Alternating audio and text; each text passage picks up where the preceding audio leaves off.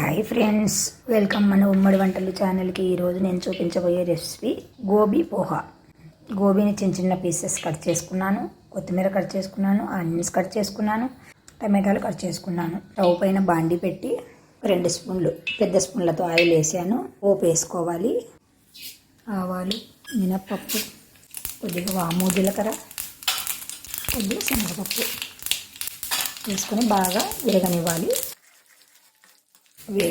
వేగాక ఇందులోనే గోబీ వేసుకోవాలి, టమాటా వేసుకోవాలి, ఆనియన్స్ వేసుకోవాలి, కొంచెం పసుపు వేసుకోవాలి, కొద్దిగా సాల్ట్ వేసుకోవాలి, ఎందుకంటే త్వరగా మగ్గడానికి.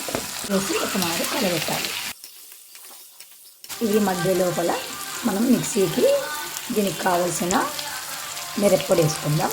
పచ్చి కొబ్బరి ముక్కలు, తగినంత సాల్ట్, మీ కారానికి తగినట్టుగా పచ్చిమిర్చి ముక్కలు, ఎన్ని కావాలంటే అన్ని వేసుకోవచ్చు. పచ్చిమిర్చి ముక్కలు ఇవి మగ్గాయి. పచ్చిమిర్చి ఇప్పుడు మనం వేసాం కదా మిక్సీకి, ఆ పేస్ట్ని తీసుకొని ఇందులోనే వేసుకొని ఇలా కొంచెం బాగా మగ్గితే బాగుంటుంది. ఈ కారం కూడా గిన్నెలో వాటర్ పట్టి పెట్టుకున్నాను. ఒక ఇద్దరికి సరిపడా నేను పోహాను ఈ గిన్నెలో వేసి కడుగుకొని ఒక మారు నీళ్ళు వంపేయాలి. వంపేశాక బాగా ఇలా మనం పిండుకోవాలి. వాటర్ ఏమన్నా ఉంటే అది వెళ్ళిపోతుంది. ఇప్పుడు ఇందులోనే వేసేసి ఈ పోహాను బాగా కలబెట్టుకోవాలి. ఒక 2 మినిట్స్ ఇలా చిన్న మంట మీదనే పెట్టుకోవాలి.